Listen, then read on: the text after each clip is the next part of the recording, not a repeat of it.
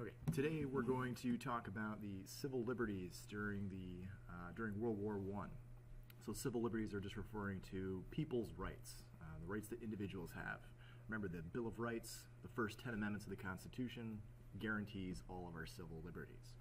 So during World War I, the issue of civil liberties, people's personal freedoms come into play. Some of our civil liberties are going to be limited during this time of war.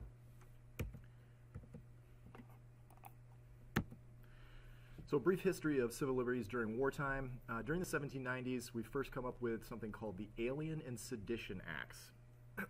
During undeclared naval war with France, the U.S. government decided to limit the freedom of speech, limit the press, what they could say. They couldn't be critical about the U.S. government and their efforts to defeat the naval war with France. And also in the 1860s, during the Civil War, President Lincoln suspended what was known as the writ of habeas corpus. This was basically, it meant that you had to have a physical person there to charge them with a crime. You couldn't just go arresting people without actually having them there. The goal was to prevent people from unjust and unfair detention, to put people in prison unfairly. So that's habeas corpus, and Lincoln takes that away. So it's nothing new. Seeing civil liberties being stripped away or taken back during times of war. A lot of times our civil liberties are pulled back in an effort, or it's justified by saying, well, in order to protect all of society, to protect our country, we need to ensure its safety by kind of pulling back the reins on what people are saying or what they're doing. That's how they've been able to justify it in the past. Some people agree with that, some people do not. World War I is no different. You're going to have people who are in opposition to the stripping of civil liberties just as well here. So in World War I, what prompts the whole scaling back of civil liberties? When you have the acts of sabotage, excuse me, by Germans. So they're like, the sinking of the Lusitania is a great example. There were all these small little attacks on U.S. Supply ships. This started to create fear amongst the American government and the people that, well, we need to do something. How are these acts of sabotage? How are these destruction of our ships and our shipyards? How is this all happening? People must be giving out information. There must be spies, or there must be someone working within these work areas that are giving information to the Germans, allowing them to attack us. So how do we prevent people from saying things, or how do we prevent that information from getting out? Which is leading to these attacks.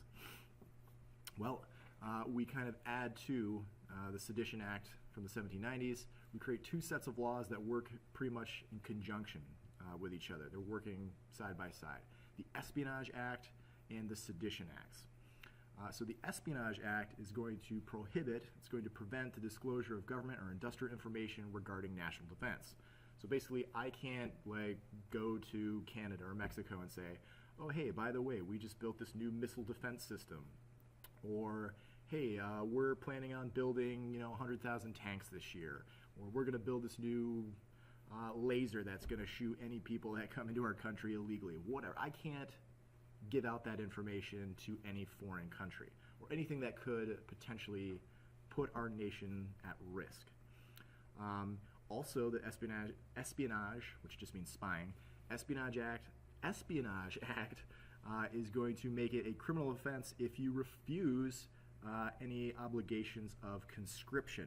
Conscription just means you're being forced into to perform military service.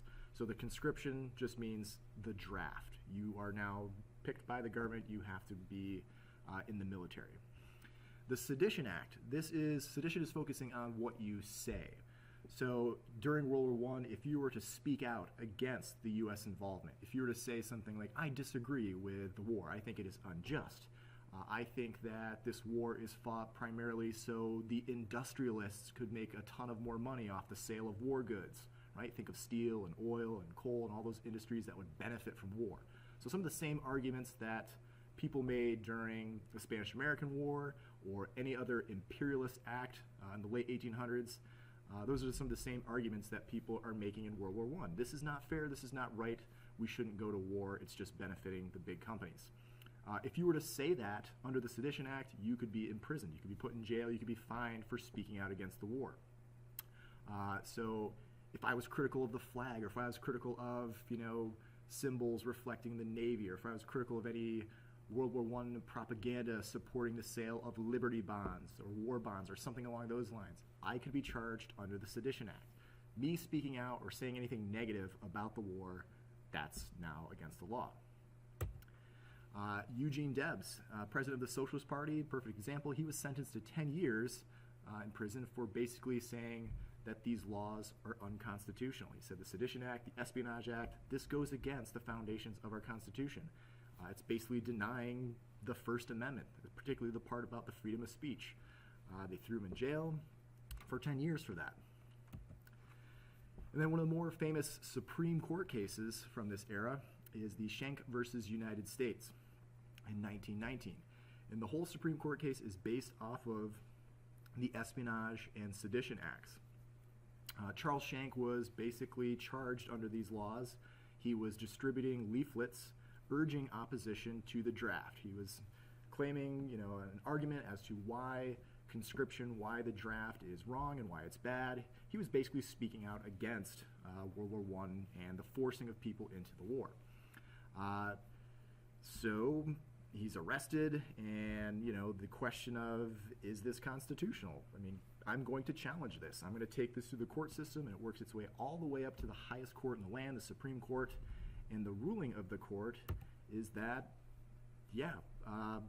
we can basically do the Espionage Act. We can basically enact these laws. Freedom of speech is not an absolute right. Civil liberties during wartime can be limited. They basically said the individual rights, my personal freedoms, my civil liberties, are not as important as the greater good of the whole country. So if it's going to put the nation at risk, we're going to limit your freedom of speech opportunities here. So the ruling was upheld. Schenck was charged, found guilty.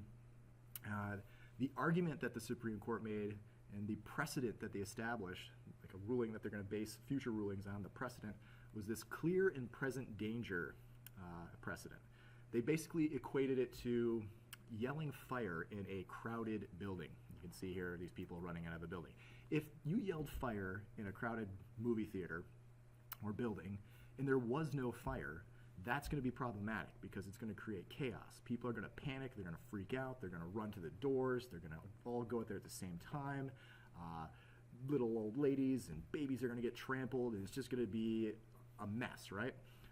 So they're basically saying, if you're speaking out against the war, you are creating a potentially dangerous situation. You're creating unnecessary panic.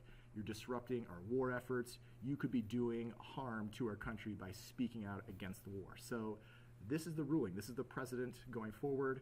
The United States government, during times of war, can deny you your civil liberties, your personal freedoms. So free speech, to sum things up here, it's not guaranteed. The clear and present danger ruling of the Schenck versus United States, the Espionage and Sedition Acts, you can't give out any information about our country. You can't say things negatively about our country, our government, or our war efforts under the Sedition Act. This is, like I said, not the first time we've had our civil liberties denied, and it's not the last time either. And the main significance here is that this is all in an effort to protect our national security. And you had lots of opposition to this, a lot of people who were saying we have to follow the Constitution and its laws. This is going against the First Amendment. So depending on who you were and what your beliefs were, some people were very much opposed to the limitations of our personal freedoms. Some people were saying, nope, we do need to protect our country.